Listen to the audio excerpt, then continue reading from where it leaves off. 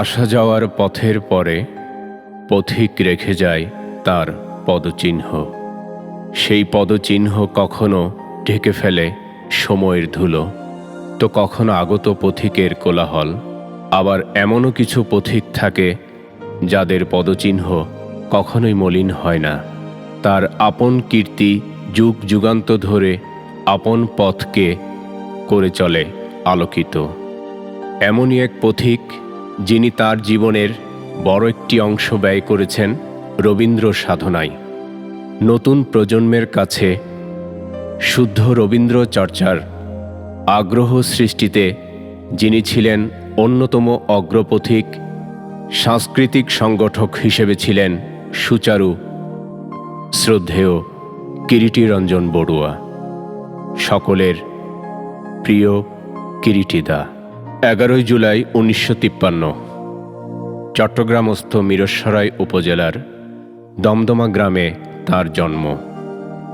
পারিবারিকভাবে সাংস্কৃতিক পরিমণ্ডলে বেড়ে ওঠার মতো পরিবেশ তিনি ছোটবেলা থেকে পাননি, কিন্তু ছোটবেলা থেকেই তার সঙ্গীতের প্রতি ছিল অত্যন্ত আগ্রহ।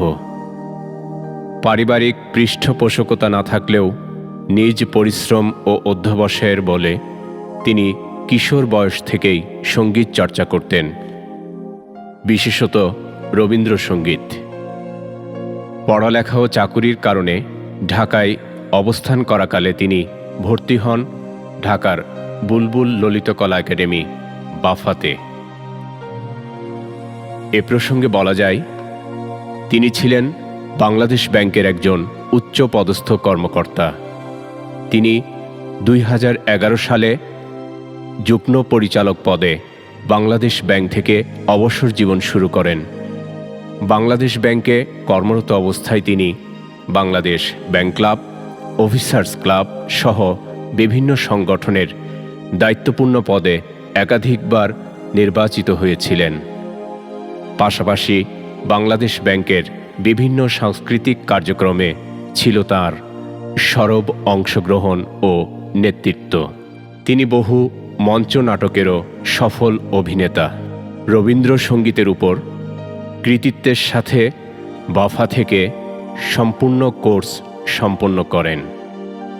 এরপর তিনি যুক্ত হন বাংলাদেশের অন্যতম প্রাচীন সংগঠন অভ্যুদয়ের সাথে, যার প্রতিষ্ঠাতা বাংলাদেশের রবীন্দ্রসঙ্গীতের কিংবদন্তি শিল্পী, মুক্তিযুদ্ধের অন্যতম সংগঠক, স্বাধীন বাংলা বেতার কেন্দ্রের শিল্পী প্রয়াত অজিত রায়। অভ্যুদয় সঙ্গীত অঙ্গনের সাথে তিনি ওতপ্রোতভাবে জড়িত ছিলেন। পরবর্তীতে তিনি বাংলাদেশ টেলিভিশন ও বাংলাদেশ বেতারের রবীন্দ্রসঙ্গীত শিল্পী হিসেবে তালিকাভুক্ত হন।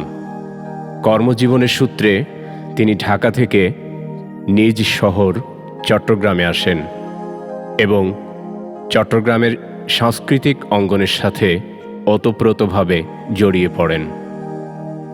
তিনি নিজ উদ্যোগে প্রতিষ্ঠা করেন গীতধ্বনি সঙ্গীত অঙ্গন। বিভিন্ন দিবসে চট্টগ্রামে বিভিন্ন মঞ্চে, টেলিভিশন ও বেতারে তার পরিচালনায় গীতধ্বনি সঙ্গীত অঙ্গনের শিল্পীরা অংশগ্রহণ করত।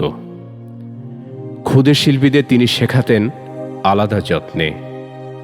তার পরিচালনায় গীতধ্বনি চট্টগ্রাম সঙ্গীত অঙ্গনে আলাদাভাবে নিজেদের প্রতিষ্ঠিত করতে পেরেছে। তিনি নিজেকে এবং তার শিষ্যদের অনুপ্রাণিত করতেন শুদ্ধ রবীন্দ্র সঙ্গীত চর্চায়। চাকুরি থেকে অবসর গ্রহণের পর তিনি জীবনের অধিকাংশ সময় ব্যয় করেছেন টেলিভিশন ও বেতারে, সঙ্গীত পরিবেশন ও পরিচালনায় ও সংগঠন পরিচালনায়। বাংলাদেশ রবীন্দ্র সঙ্গীত শিল্পী সংস্থার সাথে তার সম্পর্ক অনেকটা আত্মিক। সংগঠনের প্রয়োজনে তিনি ছিলেন অপরিহার্য সদস্য। সর্বশেষ তিনি চট্টগ্রাম বিভাগীয় শাখার সহসভাপতির দায়িত্বে ছিলেন। ব্যক্তিগত জীবনেও তিনি ছিলেন সফল ও বহুমাত্রিক। তার সহধর্মিণী শুক্লা বড়ুয়া।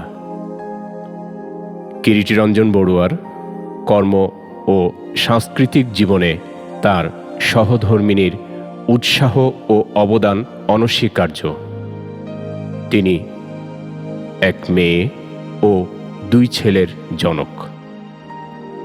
তিনি দীর্ঘদিন যাবৎ হৃদরোগের সমস্যায় ভুগছিলেন। পরবর্তীতে আরও জটিল হয়ে গেলে পরিবারের সিদ্ধান্ত মোতাবেক তিনি দক্ষিণ এশিয়ার অন্যতম সেরা হাসপাতাল ভারতের মেডান্টা দ্য মেডিসিটি হাসপাতালে চিকিৎসা ও সার্জারির জন্য যান। সেখানে সার্জারি পরবর্তী চিকিৎসাধীন অবস্থায় অনেকটা অপ্রত্যাশিতভাবে তার হৃৎপিণ্ড অকেজো হয়ে গেলে তাকে লাইফ সাপোর্ট দেওয়া হয় এবং গত 1 ডিসেম্বর 2018 স্থানীয় সময় রাত 10:35 চিকিৎসকদের সকল চেষ্টা ব্যর্থ করে অসীমের উদ্দেশ্যে যাত্রা শুরু করেন। সার্জারির পর তার চিকিৎসকের কাছে মৃত্যুর 2 দিন আগে জানতে চান তিনি কবে থেকে গান গাইতে পারবেন। অপারেশন পরবর্তী তার শারীরিক অবস্থার উন্নতি পর্যালোচনা করে চিকিৎসক তাকে আশা দিয়েছিলেন 3 মাস পর তিনি পুরোপুরি গান গাইতে পারবেন। কিন্তু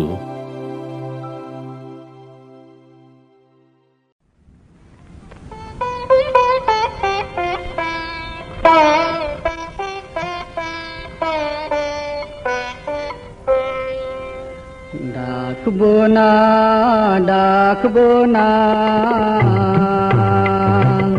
অমন করে বাইরে থেকে ডাকবো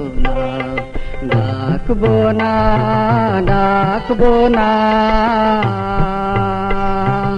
অমন করে বাইরে থেকে ডাকবো না। পারি যদি অন্তরে তার ডাক পাঠাবো।